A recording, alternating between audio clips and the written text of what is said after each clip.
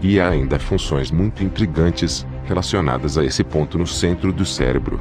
Acredita-se que a pineal é capaz de captar campos eletromagnéticos não apenas desta dimensão, onde vivemos, que é a terceira, mas também de outras dimensões do universo, acessando campos espirituais e sutis. Segundo a teoria das supercordas, da física quântica, existem ao menos 11 dimensões diferentes no universo e é possível comunicação entre elas.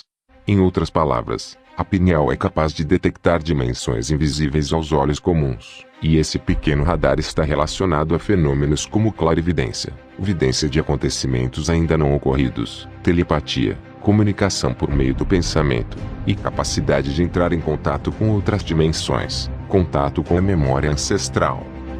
Essa é a enigmática glândula pineal.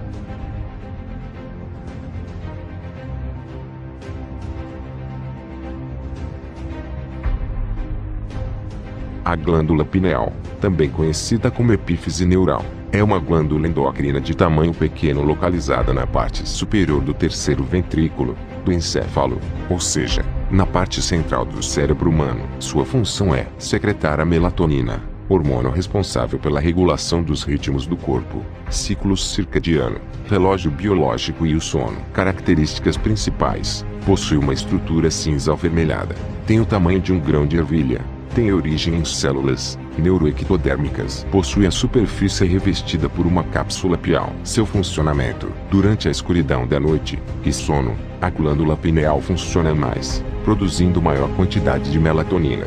Já durante a claridade da luz do dia é produzida uma quantidade menor deste hormônio. A glândula pineal produz maior quantidade de melatonina nas crianças do que nos adultos.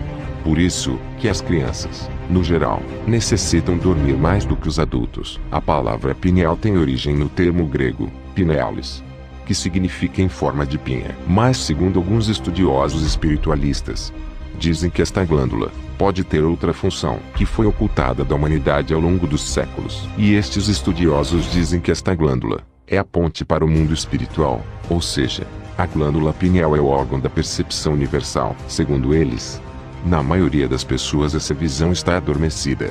Essa visão é aquela que integra e sintetiza. Os olhos da mente percebem a multiplicidade, as polaridades e dualidades. A visão espiritual transcende e integra tudo isto. A terceira visão está ligada à glândula pineal situada no centro do cérebro. É uma glândula muito sensível aos campos eletromagnéticos, e campos ainda mais sutis. A sua estrutura cristalina. Ela é uma bolinha de cristal no centro do cérebro que é capaz de captar informações de outros níveis dimensionais. Por eles, a glândula pineal é considerada como um terceiro olho, pois tem a mesma estrutura básica de nossos órgãos visuais. Acreditava-se, até há pouco tempo, que era um órgão atrofiado, um olho não desenvolvido, de funções indefinidas.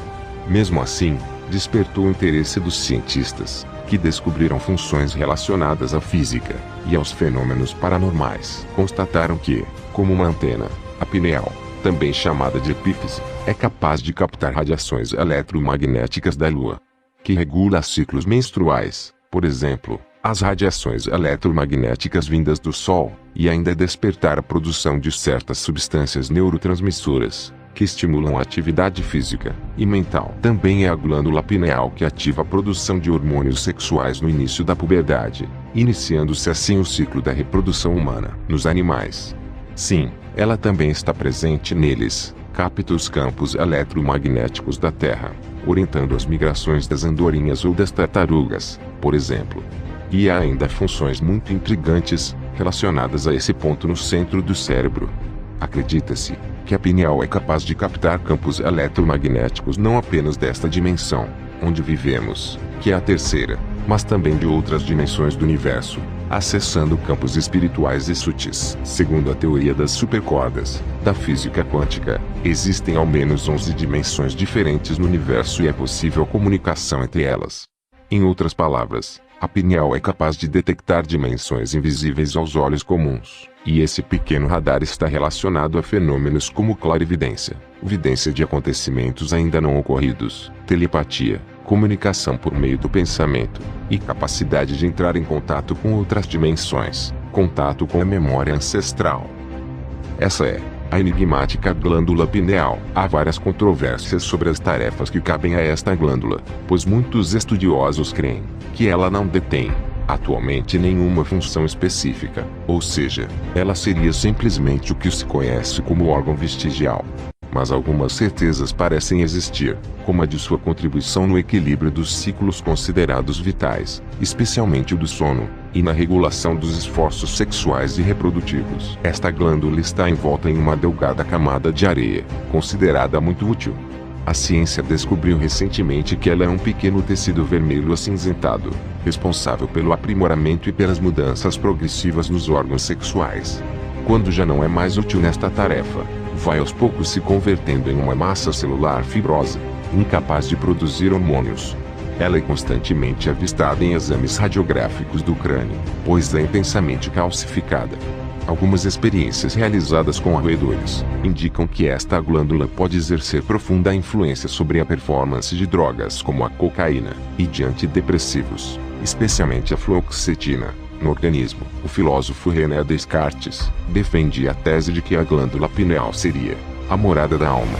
No Oriente acredita-se que ela é uma espécie de terceiro olho, atrofiado. Os praticantes de yoga indiana afirmam que ela é a janela de Brahma, conhecida como o olho de diamante, que uma vez adequadamente treinado poderia perceber uma realidade transcendental.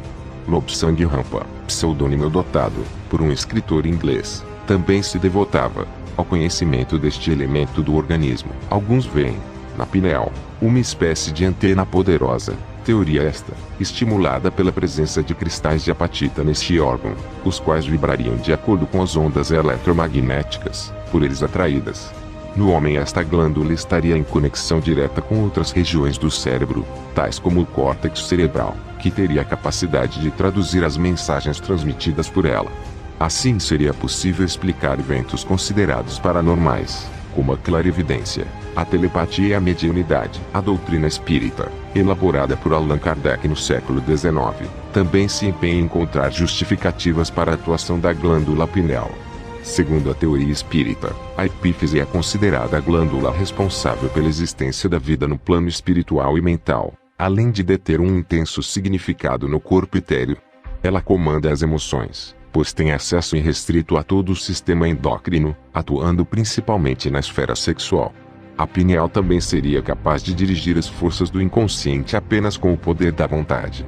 Hoje este tema é amplamente investigado pelo Dr. Sérgio Felipe de Oliveira, psiquiatra brasileiro, especialista na área da psicobiofísica. Do ponto de vista dos hindus, a glândula pineal é um órgão essencial do organismo humano, detentor de 2 chakras, ou centros energéticos muito importantes. O do terceiro olho, localizado na região central da fronte, e o coronário, também situado no campo encefálico. Agora, esta é a parte mais interessante.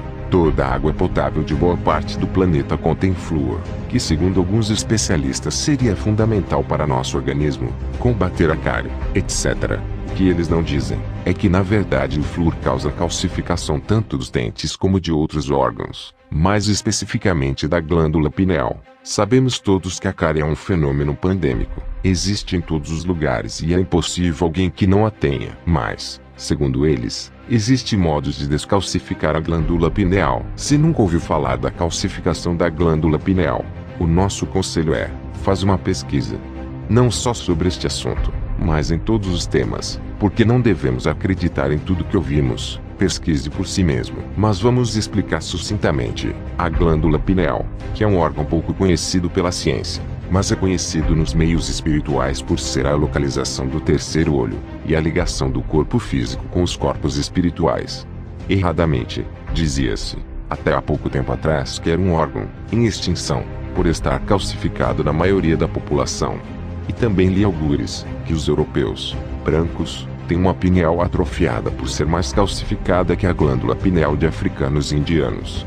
Ora, tudo isto mostra nada mais que desconhecimento. A glândula está efetivamente calcificada na esmagadora maioria dos europeus, simplesmente por causa do consumo de flúor. Os humanos ingerem flúor de duas formas principais. A. Pela adição de flúor na água canalizada, que é feita em muitos locais. B. Através da lavagem dos dentes com pastas de dentes com flúor. Então o flúor calcifica a glândula pineal. Então o flúor se calhar também calcifica os dentes. Afinal, efetivamente o flúor não faz bem nenhum aos dentes, nem a nenhuma outra parte do nosso organismo. O flúor é mau para a saúde. Por que então continua o flúor a ser incluído nas pastas de dentes e na água de muitos países? Bem, isso leva a outros tipos de questões, mas, de qualquer forma, o que importa é que podemos descalcificar a glândula pineal e, ao mesmo tempo, melhorar a nossa alimentação, de uma maneira geral. Alguns conselhos: utilizar uma pasta de dentes sem flúor. Existem nas farmácias, e utilizam o bicarbonato de sódio como elemento substituto do flúor. Não ingerir água com flúor. Diminuir a ingestão de refrigerantes e de ácidos. Estas são apenas as primeiras coisas para descalcificação. Mas se você realmente gostou deste assunto, como já disse, pesquise mais profundamente. Mas minha conclusão sobre este tema é que muitas coisas que estou encontrando sobre este assunto faz realmente sentido, e que tem algo muito estranho nessa história. O que vocês acham? Deixem aí nos comentários.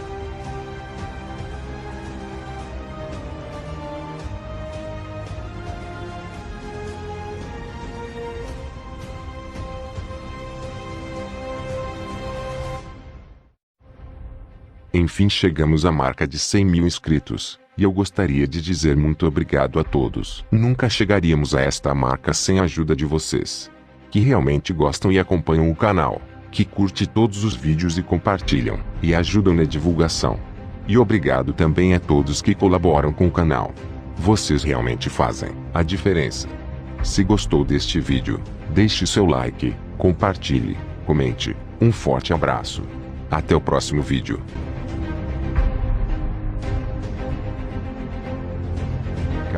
Possuímos muito mais poder do que imaginamos. Todos nós já ouvimos falar desse poder. Possuímos, principalmente através da Bíblia. Que poder é esse? E por que só agora chegou ao nosso conhecimento? Tudo começou com a descoberta de um antigo manuscrito, o Grande Código Isaías, e outros textos essênios, nas cavernas de Torá, no Mar Morto, em 1946. Atribuído ao profeta Isaías, parece ter sido escrito há mais de 2000 anos, e descreve tudo aquilo que a ciência quântica começou a compreender só poucos anos atrás, ou seja, a existência de muitos futuros possíveis para cada momento das nossas vidas, e que, na maioria das vezes, escolhemos inconscientemente. Cada um desses futuros encontra-se em estado de repouso, esperando ser despertado com as nossas decisões feitas no presente. O Código Isaías descreve, com precisão, essas possibilidades, numa linguagem que só agora começamos a entender. Isaías descreve a ciência que nos ensina como escolher o tipo de futuro que queremos experimentar. A partir da declaração do manuscrito, com exemplos simples e claros, Greg Braden nos refere que existe uma tecnologia muito usada nos tempos antigos, que foi dispersa no quarto século, como resultado do desaparecimento e destruição de livros raros, ou relegados das escolas de mistérios, mas que agora, após a descoberta dos manuscritos do Mar Morto, estão reaparecendo. É uma tecnologia muito simples, conhecida universalmente.